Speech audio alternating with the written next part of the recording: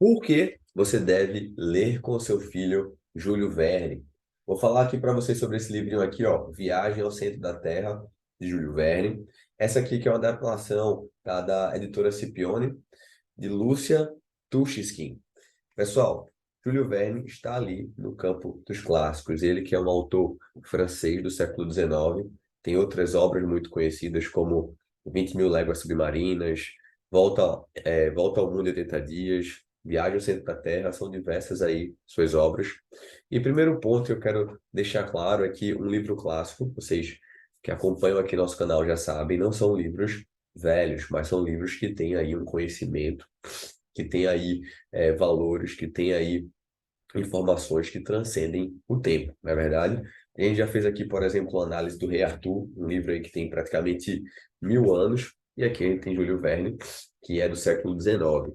Então, pessoal, o que é que a gente tem para falar sobre Júlio Verne e por que que esse é um livro importante para você estar lendo ali com seus filhos? Primeiro ponto, tá? Júlio Verne, ele tem uma característica muito especial. Ele é conhecido por ser um grande pesquisador. Então, além de um grande escritor, ele sempre pesquisava de maneira muito aprofundada sobre aquilo que ele ia relatar, sobre aquilo que ele ia escrever. E ele é rico em detalhes. A gente vai estar falando depois sobre 20 Mil Léguas Submarinas. Aqui a gente está falando sobre viagem ao centro da Terra. E você vai estar observando na sua narrativa que os detalhes que ele traz ali sobre, por exemplo, o campo da geografia, sobre as montanhas, planícies, esnéfios, vulcões, erupções, são extremamente ricos e você se sente que está ali naquela história. Então, o primeiro ponto que eu quero trazer para você não é apenas uma história. Quando você estiver lendo ali o livro com seu filho, fique atento ao enredo e fique atento ao cenário que ele vai estar passando. Se a gente fizer um paralelo, por exemplo, com o Rei Arthur, nosso último vídeo, também quero que você acompanhe, você vai ficar muito mais atento ao quê? Ao contexto medieval. Aqui ele vai te chamar a atenção, por exemplo, às paisagens, ao que é essa caminhada, por onde eles estão entrando para que eles possam chegar no centro da Terra, em qual vulcão eles vão entrar, por qual vulcão eles vão sair, na verdade. Então ele vai estar compartilhando ali para você toda essa geografia e numa riqueza de detalhes gigantesca para que você possa, de fato, estar viajando e aprendendo com ele. Nessa história, por exemplo, a gente vai ter a figura de um professor e vai ter a figura do seu sobrinho, o Axel, onde o professor está o tempo todo ensinando aquele sobrinho, assim como como se fosse o Júlio Verne nos ensinando, tá? Então, o que é que a gente tem aqui? Ó? A gente tem geografia e história de maneira aplicada. Se você é um pouco curioso em relação aí à educação clássica, à educação cristã clássica, você vai observar que muitas das grandes mentes da história do mundo, né? Grande parte dessas pessoas largaram até a escola para estudar os clássicos. Vou citar alguns nomes aí, tá? Como Olavo de Carvalho, o C.S. Lewis mesmo fala sobre a sua educação clássica. E às vezes eu me perguntava, não sei se você já se perguntou também sobre isso, pô, como é que o cara ele largou a escola e todo o conhecimento, né? Que a pessoa precisa adquirir ao longo da vida, como é que ele recebeu esse conhecimento se ele decidiu se entregar aos clássicos. E aí você lendo a obra como Júlio Verne, você começa a entender. Aqui você tem história, aqui você tem geografia, aqui ele traz uma cosmovisão aplicada ali para o seu leitor. Assim como a gente viu, por exemplo, no Rei Arthur, falando sobre o período medieval, os cavaleiros, os reis, as princesas, até a geografia ali da Europa, na Idade Média. Aqui a gente vai estar encontrando, eu vou ler para você alguns detalhes, alguns trechos, para que você possa entender a quantidade de informação, a quantidade de vocabulário que você vai ter para trabalhar com seu filho. Estávamos muitos metros acima do nível do mar, na cratera dos Sneffels. Então, se você, assim como eu, não foi aluno da educação clássica, também não deve saber o que é Sneffels, mas é um tipo, é um vulcão característico que está lá na Islândia, tá? Devoramos rapidamente o jantar e fomos dormir. Na manhã seguinte, quando acordei, vi um verdadeiro espetáculo: vales, montes, rios, lagos e o oceano iluminado pelo sol, ao longe, a Groenlândia. Hans confirmou o nome do pico em que estávamos, Scartares. Ao ouvir esse nome, meu tio anunciou: Ah, a cratera. a cratera dos Néfels. Parecia um cone invertido, com um guia à frente do grupo. Começamos a descer. Então, observa o nível de detalhe que ele traz aqui para a gente. Vou trazer aqui um outro trecho para você, ó. Uma ideia me atordoava. E se o vulcão não estivesse extinto?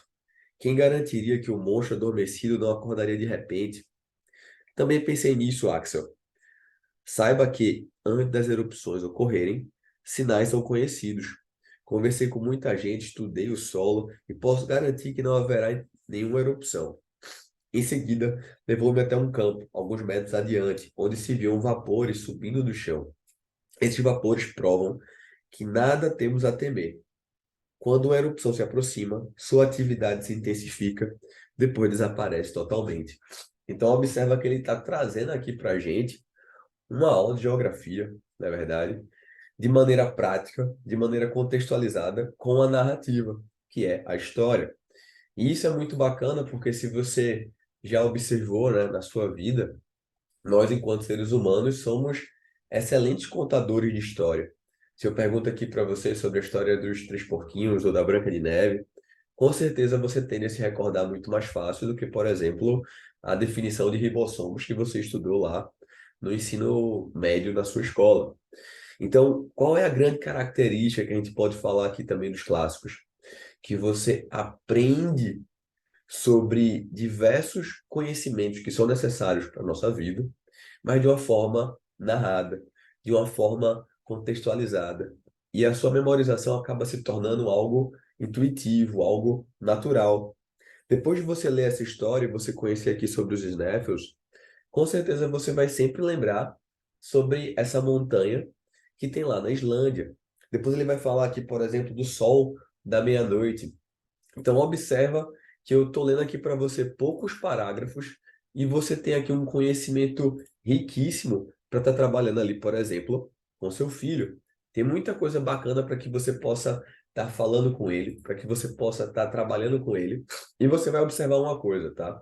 Se seu filho, por exemplo, não está, por exemplo, numa escola cristã clássica, você vai observar que ele praticamente não vai conhecer nada sobre esses conceitos. E um segundo ponto, você também vai notar que o vocabulário dele, ele é muito pobre. Quando a gente compara os livros clássicos com os livros atuais, e livros pós-modernos, você vai ter o quê, pessoal? Uma disparidade gigantesca. Os livros atuais estão ali com o intuito de trazer uma risadinha, de provocar algo engraçadinho na criança, com um vocabulário sempre aquém do que elas podem de fato alcançar. Então, isso é um elemento que vocês vão estar observando nitidamente, tá? E, para a gente poder estar finalizando, eu quero te fazer uma provocação. A gente tem um podcast, o podcast da Zoe Christian School. A Zoe é uma escola cristã clássica em Pernambuco, tá bom? Vocês podem estar acompanhando, entendendo um pouquinho mais sobre a Zoe no link aqui abaixo, a gente tem nosso Instagram.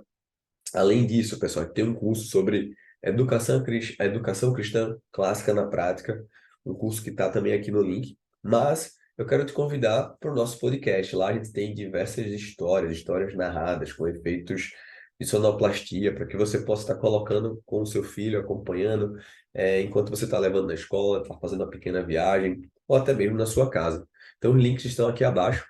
Se esse vídeo foi relevante para você, deixa o seu like, se inscreve aqui no nosso canal e compartilha. Manda lá para aquele pessoal da sua igreja, manda para os grupos aí que você faz parte. Eu tenho certeza que vai ajudar muita gente, que vai provocar muita gente. E não deixe de ler Júlio Verne com o seu filho. Depois deixa nos comentários aqui abaixo qual livro você também recomendaria, qual livro clássico você traria como sugestão para um outro pai, para uma outra mãe que está acompanhando aqui nosso vídeo. Um abraço.